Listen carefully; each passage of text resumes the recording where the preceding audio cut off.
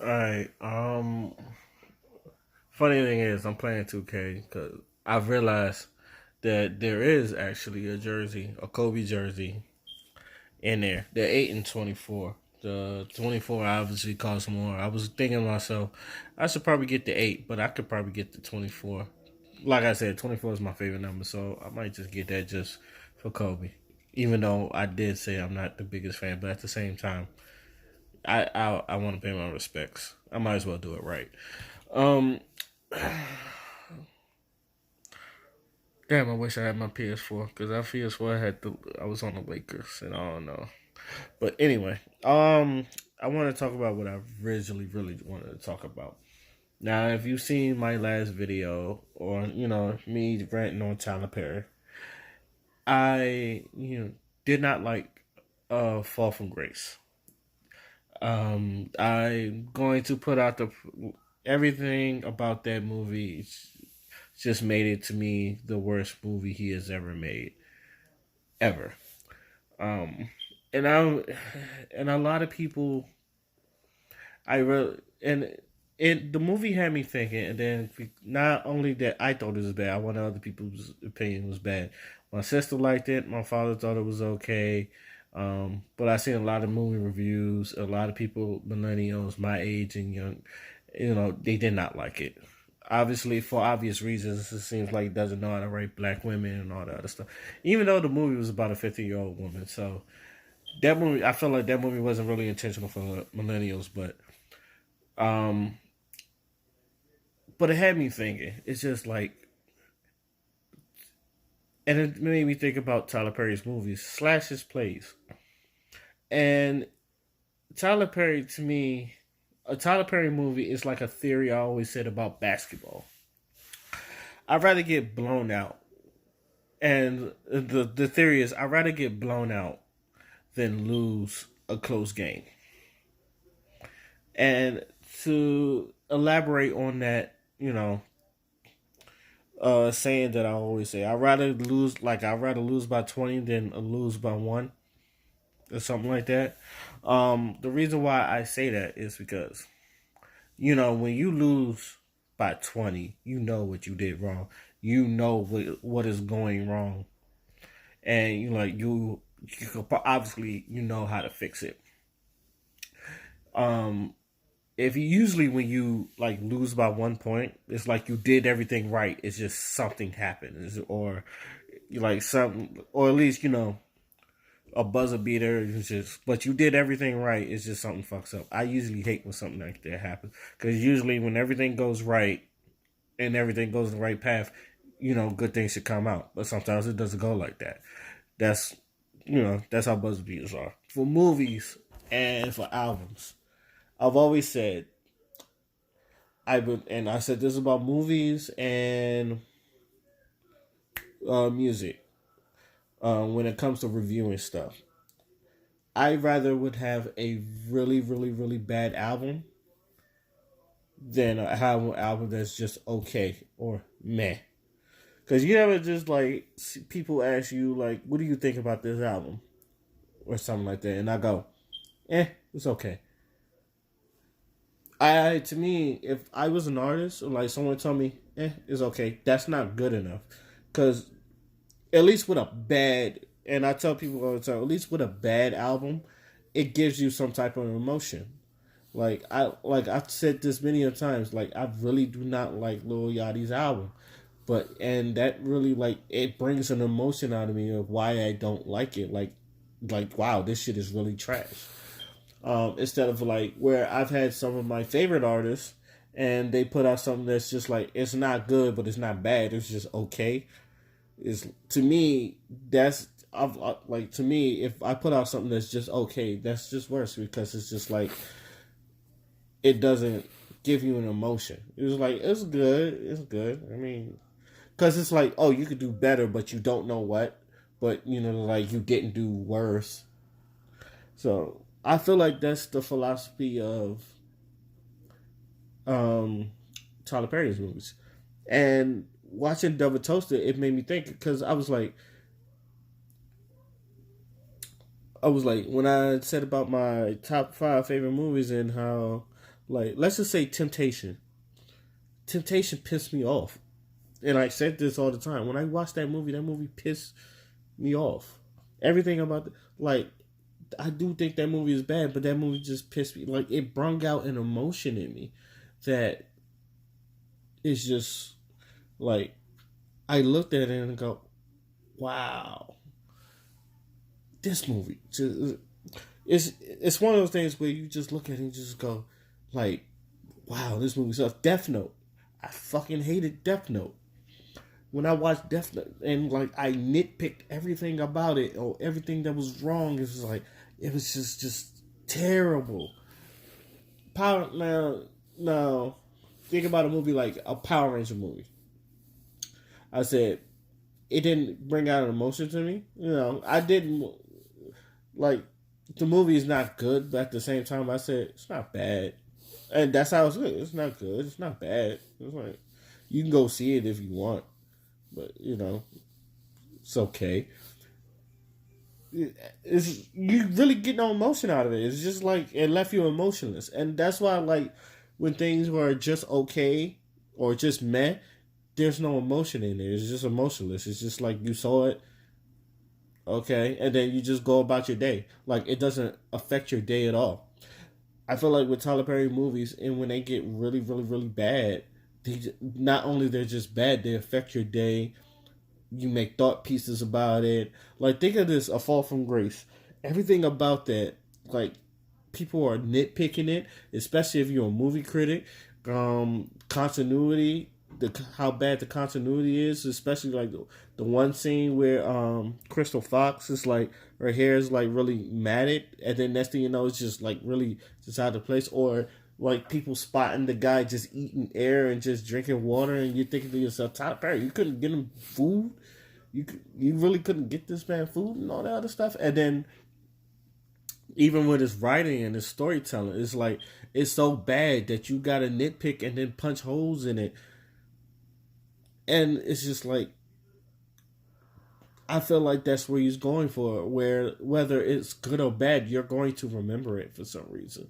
Think about all the bad movies that like people like the nostalgia critic reviews as why is it bad, and it's usually like this scene and like even him as a passionate movie critic, like when he tells you how bad this thing is, it's a real legitimate reason why this is so fucking bad. Or like even like with some critics, it's like this is like when I look at this, it's just like this is what's make this movie really like bad. Or when you see a real good movie, like this is what really like makes me feel this way.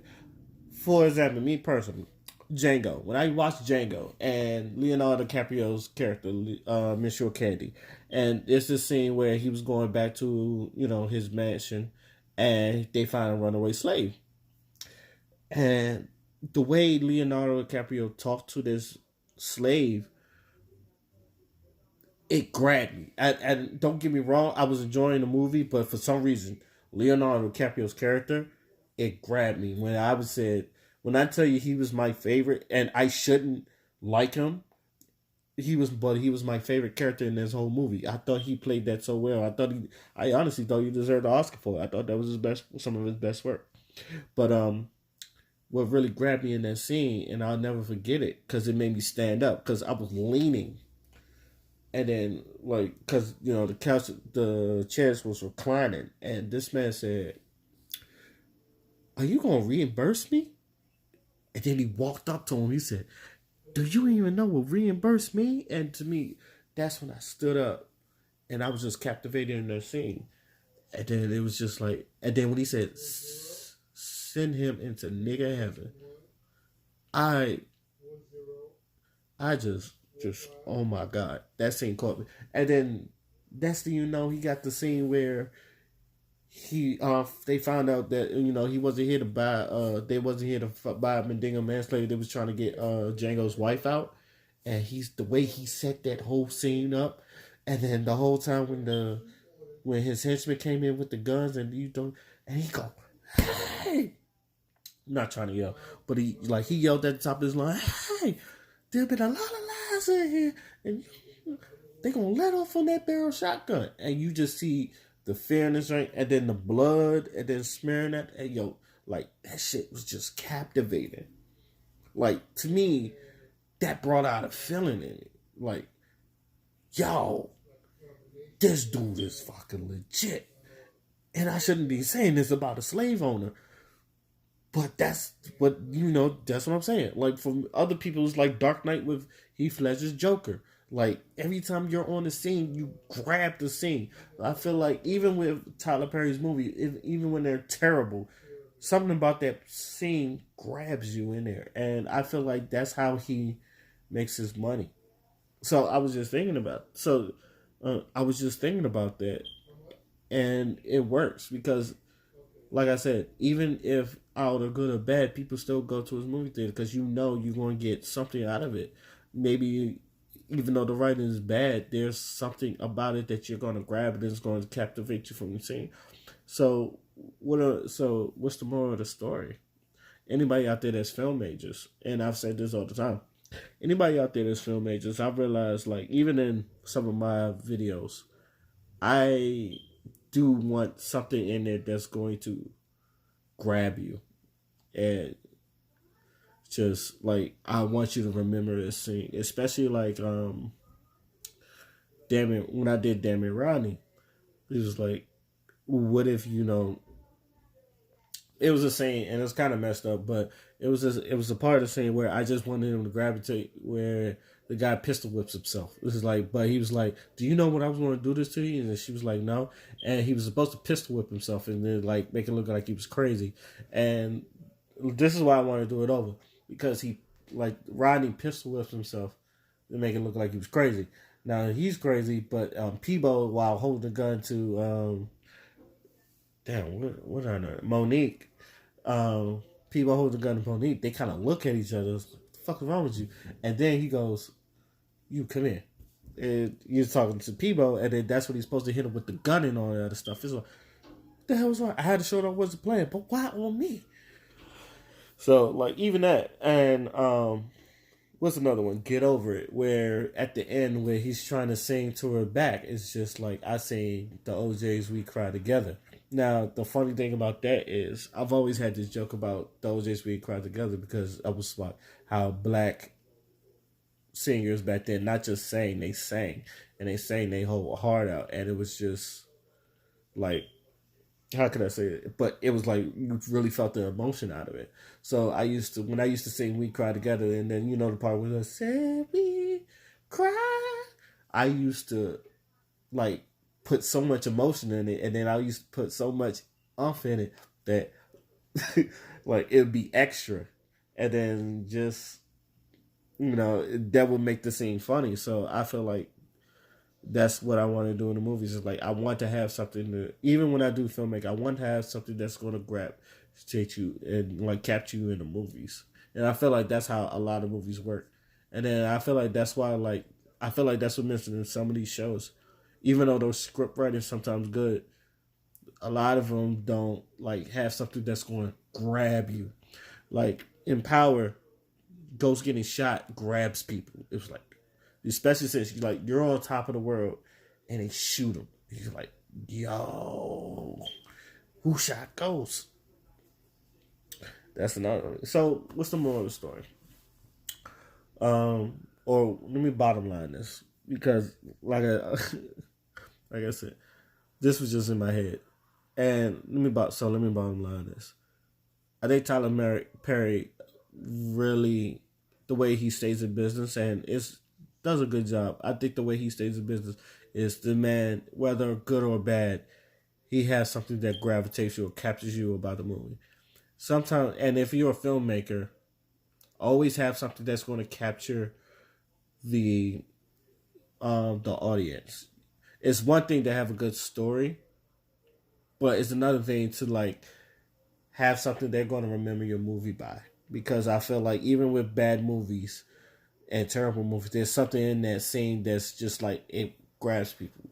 If you do a scene and the writing could be good, and I tell people all the time, the writing could be good, but if you don't have nothing that's going to grab the audience, they're not going to remember it. And I've seen a lot of good movies that like where the writing is good. And I tell people all the time, the writing. I used to tell this to my homegirl, and I'm like, your writing is good. And then when you film stuff, you got to have something to like grab them. And, like, so I know people look at me as a film major and all that other stuff, but I feel like that's what a lot of like great directors do. Like have them something to remember this movie by. Because if not, it's gonna be another run in the mill movie and nobody's gonna remember. So let me know what y'all think about that. Until then, my name is Oskino Falon. I'm out. Peace.